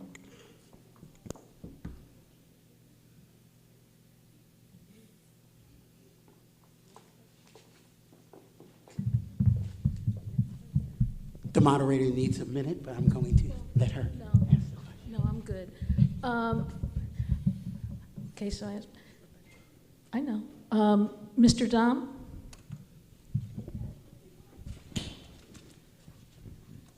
I'm very sorry. It's a horrible story. It's horrible to grow up without a dad. My nephews and nieces grew up without a dad. My brother died from colon cancer when he was young. but I know what that's like. It's just horrible. But I will say this, you know, crime is the symptom. It's the symptom of unaffordable housing, low-paying jobs, poverty. It's the symptom. Poor education, it's the symptom. The solution is education, and that is the key. This is the long-term solution, not for the next 5 years or 10, it's 15 or 20 years. It is investing in education. It's investing in what I talked about earlier, financial literacy, K through 12, technology, entrepreneurship, and more opportunities, good paying jobs. It's investing in our high schools so that they become career pathways for good paying jobs. That will cut down on all those issues, good paying jobs. Thank you. Thank you. State Rep Brown? Thank you for coming here to ask that question, and I'm so sorry for your loss. That's why this election is so important. So no one loses a father or a loved one. We must take crime very seriously. This is not a game, and I feel for you. And I'm running for mayor to be that positive role model so young black men can see that you can be somebody no matter what the naysayers say, no matter what barriers they put in place. So as your mayor, I will be that father figure to you, and you can guarantee that. And again, I'm so sorry for your loss. Thank you. Mr. DeLeon? Little one, I'm so sorry for your loss. I wish I could bring your father back. I wish I could bring everybody's loved one back. But all I can do is just keep those that are here safe. I can try to keep you safe. I have the programs to keep you safe. I know your father would be so proud of you that you just stood there and you voiced your words so clear, and your love for him was so clear that your love for him transponded to everybody that's here in this building right now. And we feel your love and we feel your pain. And it makes us all feel the pain of everybody here because we all have pain. And I'm glad you shared your pain with me. Thank you. Ms. Parker? Yes, young lady, I am so proud of you because even if you don't know it, you did what we want all Philadelphians to do. You just turned your pain into power. A painful life experience. You just turned it into power.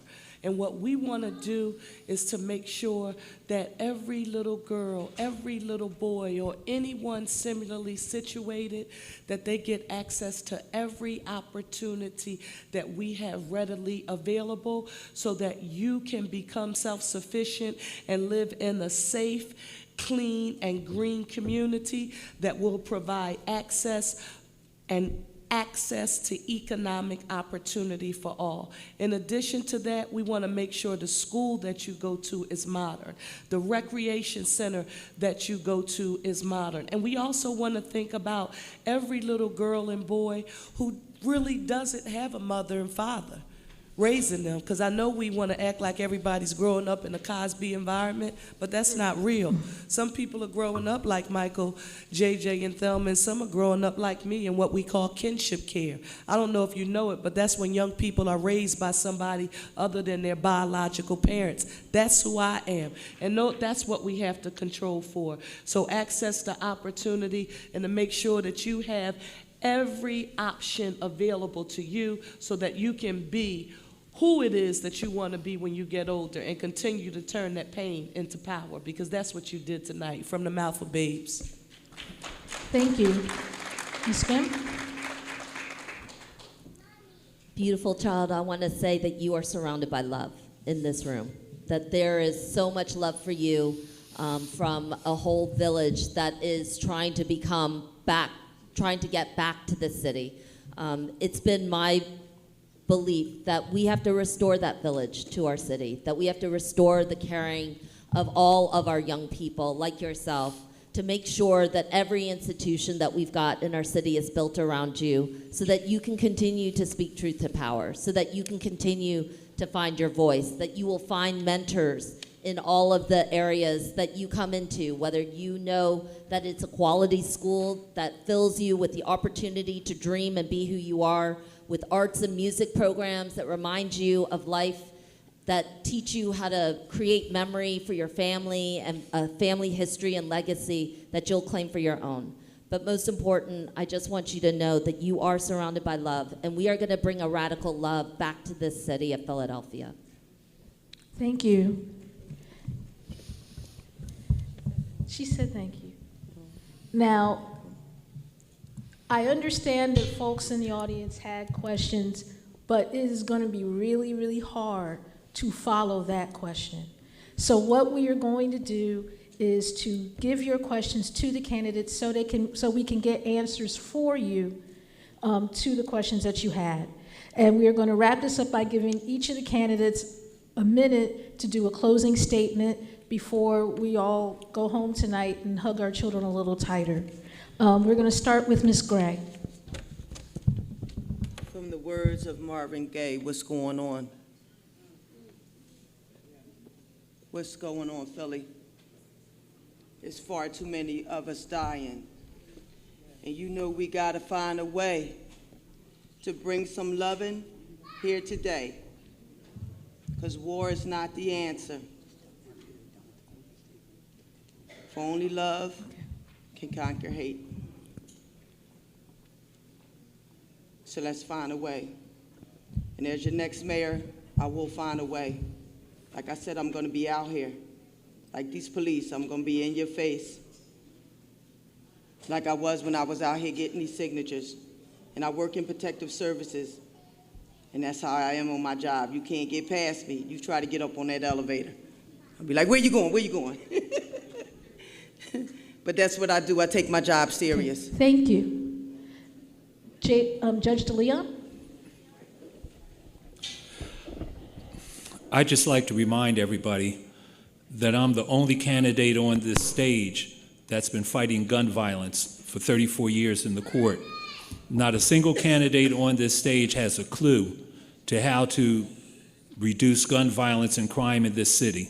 I'm the only person that's done it. When I was supervising judge, the homicide rate in the city was 400 a year.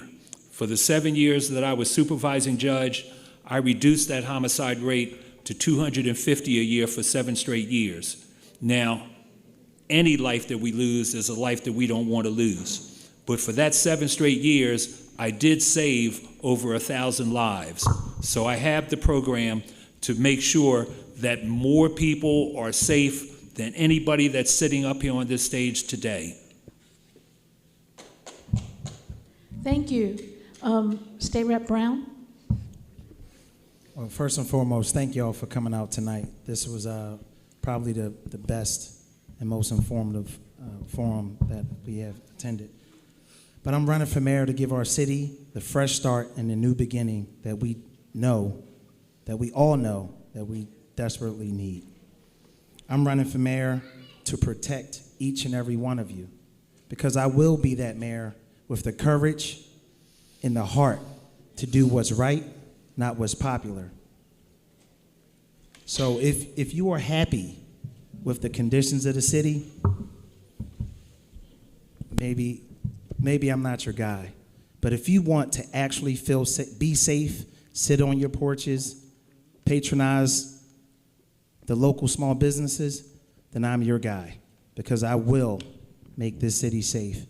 And your children will have both their parents, and your children will have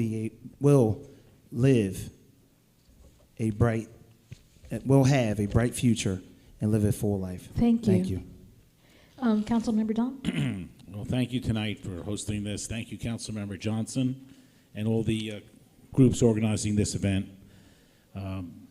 We've all seen the impact that gun violence has had on our communities, from schools living with the fear of violence to the unimaginable grief of parents burying their children or a 7-year-old telling us that she lost her father at 2. We need change. I'm running for mayor because our city's in crisis. We have a public safety crisis, we have an affordable housing crisis, an education crisis, but most importantly, this is a crisis of leadership. I'm the only candidate in the race who has actually experienced both building a business from scratch and creating jobs in the city and getting things done in city government. That's what our city needs, someone who can hit the ground running on day one. I also understand that we're better when we all work together as a team. This is not just one person, this is a team effort. I'm ready to get to work on day one to put the #1 issue, city violence, to bed and to hopefully get it resolved, and I look forward to earning your support. Thank you. Thank you. Councilmember Ginn? I'm running for mayor to make Philadelphia safer, stronger, more educated, and the best place to raise a family. And I've got a track record to prove it. As a teacher, I rode the 47 bus from my school in Olney, where I taught in an overcrowded 100-year-old building where I fought to save children's lives against underfunded schools, to Chinatown, where I tried to stop communities from being displaced by overdevelopment. And I knew that one thing when I saw that bus line going from neighborhood to neighborhood, that this city is, the poverty that we see is not accidental. This is a city that keeps its people down. And thus, everything has to change. And we need somebody in the mayor's office who doesn't just come in talking about knowing their systems and different types of things, or who've been part of systems that have worked in their favor. But you need somebody who comes into the mayor's office who can transform systems with communities. I've led that work for more than 20 years before I ever got onto city council, taking on systems of destruction that would take away children and families from one another, that took away evicted people at a moment's notice and broke up families through a brutal juvenile justice and criminal justice system. And when we got onto council, we turned it around. This is something that we can do together, and I look forward to doing that with you. Thank you. Councilmember Parker? I am unapologetic about using what that little queen just demonstrated to us when she turned her pain into power. I am going to use my lived life experience in being a product of humble beginnings, without a father in my life, being raised by my grandparents and being born to a single teenage mother, to make sure that our city is the safest, cleanest, and greenest big city in the nation that will provide access to economic opportunity for all. The one thing we know about people in poverty, and having lived it, I know this, they don't want to be there. They want to be put on a path to self-sufficiency, and they don't want to have to depend on government for a darn thing. We're going to make sure we do that, and we're going to use government as a tool to get it done. I ask you to not simply listen to what people say, check out what they've done. It's a strong indicator of what they'll do. Thank you. Ms. Rhynhart?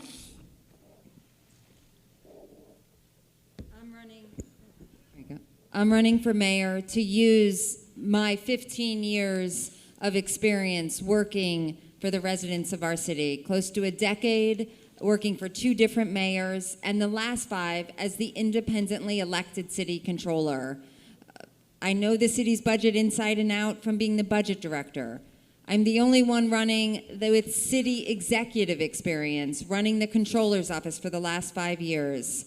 I can hit the ground running on day one to fix the city's issues, to make it safer, cleaner, and fix our schools. And I've shown the courage that is necessary for our next mayor. In 2017, I took on the long-term incumbent city controller, took on the Democratic Party, and won with 58% of the vote citywide. I've led with that courage as city controller, and I'll lead with that courage as mayor. I hope to gain your support. Thank you. And thank you all very much for being a part of tonight's forum, and thank you to those watching at home on 6abc.com for taking the time to watch. I'd like to thank all the candidates, Allan Domb, Rebecca Rhynhart, Helen Gym, James DeLeon, Allan Domb, Delscia Gray, and Cherelle Parker for joining us. And I'd also like to thank City Council member Kenyatta Johnson, who's right over there, for helping the various anti-violence organizations make this forum a reality. Remember, the May primary is on May 16th. Voting begins at 7 a.m. If you have not registered to vote yet, you have until May 1st. Make sure your voice is heard. And I would like to end the evening with City Councilman Councilmember Kenyatta Johnson. Can we all just take a moment first and foremost? Let's give our moderator, Denise-Clay, a round of applause. And let's give, and I know every last one of these individuals who are on this stage, not Ms. Gray, I'm just meeting her for the first time, but the other candidates, I know for a fact that all of them have a passion and a heart, and most importantly, a commitment as it relates to moving the city of Philadelphia forward. And I just want to thank all of them for taking time out of their schedule and rearranging their schedules and thought it not robbery to be here for what I believe, personally, there's a lot of forums taking place here around the city of Philadelphia.